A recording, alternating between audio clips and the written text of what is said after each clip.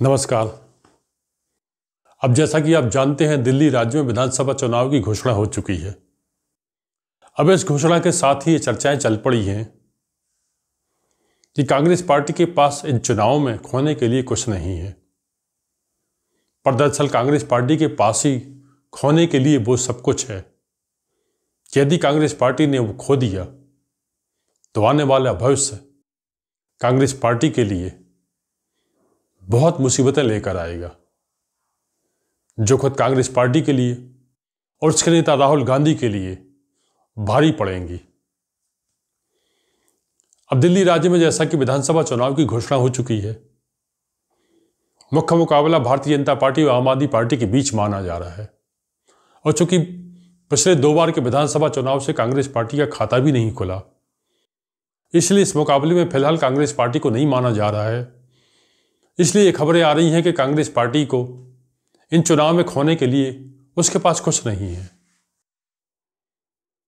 जहां तक आम आदमी पार्टी की बात करें तो 2013 में आम आदमी पार्टी अस्तित्व में आई और लगभग 11 साल तक दिल्ली में उसका एक छत्र राज्य रहा। और पंजाब में अभी भी उसकी सरकार है। देश के कई राज्यों में उसके विधायक हैं, कहीं कहीं नगर पालिका के अध्यक्ष हैं, पार्षद हैं। भारतीय जनता पार्टी भी हालांकि 1998 से दिल्ली राज्य की विधानसभा में सरकार नहीं बना पाई, पर केंद्र में उसकी लगातार तीसरी बार सरकार बनी है। कांग्रेस पार्टी तो 2013 तक दिल्ली राज्य में शासन करती थी और 2014 तक केंद्र की राजनीति में उसका शासन था। 2013 से कांग्रेस पार्टी दिल्ली में वापसी नहीं कर पाई और 2014 से केंद्र की सरकार में भी उसकी वापसी नहीं हो पाई। बहरहाल फिलहाल चूंकि दिल्ली में विधानसभा के चुनाव हैं, इसलिए चर्चा दिल्ली की। अब दिल्ली में कांग्रेस पार्टी को लेकर जो आकलन किया जा रहा है, इसके पहले चूंकि कांग्रेस इंडिया गठबंधन का बहुत बड़ा हिस्सा है, इस गठबंधन को बचाने के लिए कांग्रेस पार्टी ने अपनी ओर से लगातार कई कुर्बानियां दी हैं।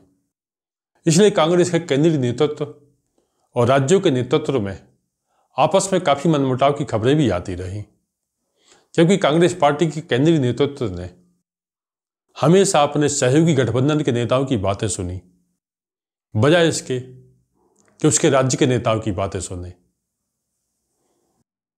दिल्ली राज्य में भी जहां तक विधानसभा चुनाव को लेकर कांग्रेस पार्टी ये मानकर चल रही थी कि वो आम आदमी पार्टी के साथ मिलकर इस चुनाव मैदान में जाएगी, इसलिए जब दिल्ली कांग्रेस के प्रदेश अध्यक्ष देवेंद्र यादव दिल्ली में न्याय यात्रा निकाल रहे थे, तो इस यात्रा के समापन पर यह लगातार प्रचारित किया गया कि इस यात्रा के समापन पर कांग्रेस के बड़े नेता राहुल गांधी एक रैली को संबोधित करेंगे।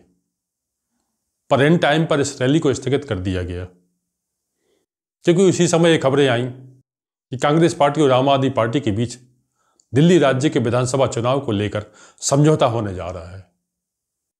पर इसके पहले कि ये खबरें सच्चाई का रूप लेती, दिल्ली के पूर्व मुख्यमंत्री व आम आदमी पार्टी के संयोजक अरविंद केजरीवाल का एक ट्वीट सामने आ गया, जिसमें उन्होंने कह दिया कि उनकी आम आदमी पार्टी कांग्रेस पार्टी से कोई समझौता नहीं करेगी। और फिर तो इसके बाद तो धीरे धीरे आम आदमी पार्टी ने दिल्ली राज्य की सभी विधानसभा सीटों पर अपने प्रत्याशियों का ऐलान कर दिया। अब कांग्रेस पार्टी के पास जाहिर है ऐसे में चुनाव लड़ने के अलावा दूसरा कोई विकल्प बचता नहीं था, तो कांग्रेस पार्टी ने भी अभी लगभग 48 उम्मीदवारों की अपनी घोषणा कर दी है। कांग्रेस पार्टी के पास सबसे बड़ा संकट यह है कि दिल्ली राज्य के विधानसभा चुनाव में यदि आम आदमी पार्टी की सरकार बन जाती है और खासतौर से उसके नेता अरविंद केजरीवाल यदि फिर से मुख्यमंत्री बन जाते हैं, तो अरविंद केजरीवाल की राजनीतिक महत्वाकांक्षाएं फिर से जोर मार सकती हैं। अब वो राष्ट्रीय राजनीति में दखल देने का प्रयास कर सकते हैं। यही वो पॉइंट है जो कांग्रेस पार्टी और खासतौर से उसके नेता राहुल गांधी के लिए कई तरीके की मुसीबतें खड़ी कर सकता है, क्योंकि इंडिया गठबंधन के जो सहयोगी दल हैं वो पहले ही राहुल गांधी के नेतृत्व को लेकर सवाल उठाते आ रहे हैं।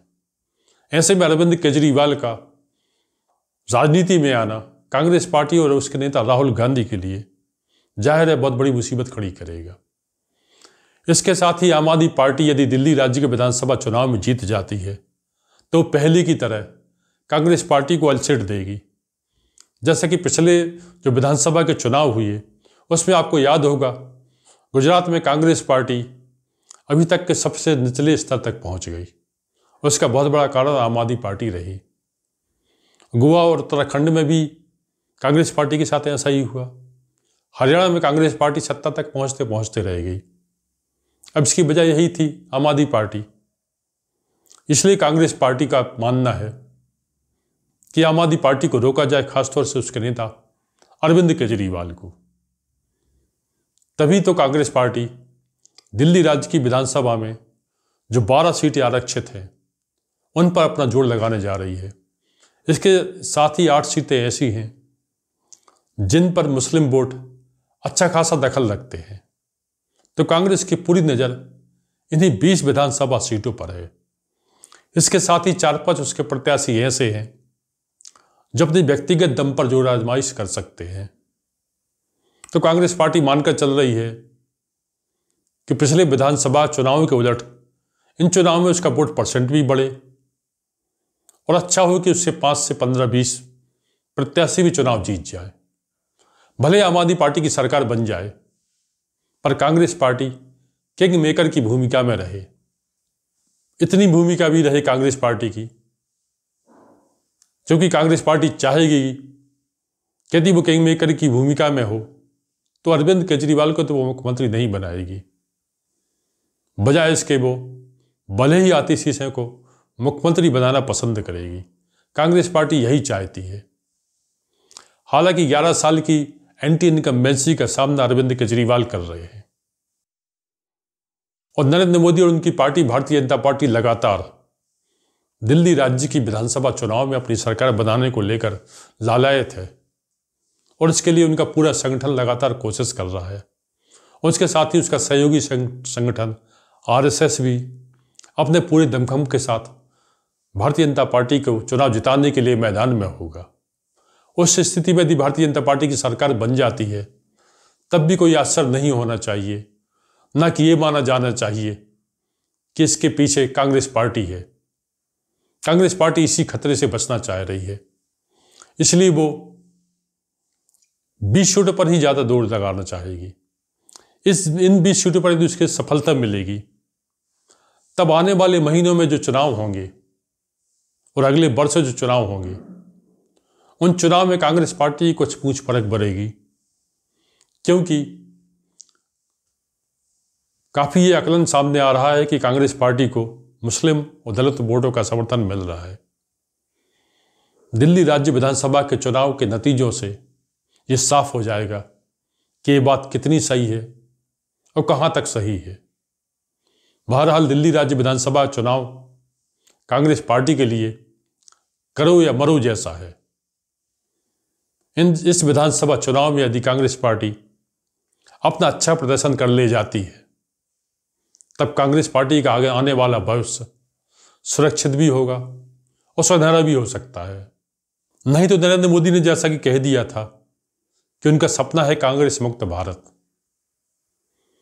इस सपने को पूरा करने में दिल्ली राज्य के विधानसभा के चुनाव नतीजे अपना क्या योगदान देते हैं या इस सपने को खारिज करते हैं, आने वाले कुछ दिनों में स्थिति साफ हो जाएगी। तब तक के लिए यहीं रुकते हैं, मिलते हैं अगली बार किसी नए विषय के साथ। तब तक के लिए आपसे अनुरोध करते हैं कि आपको इस वीडियो में कुछ बातें अच्छी लगती हैं तब कमेंट्स में लिखकर हमें उससे जरूर अवगत कराएं। नमस्कार।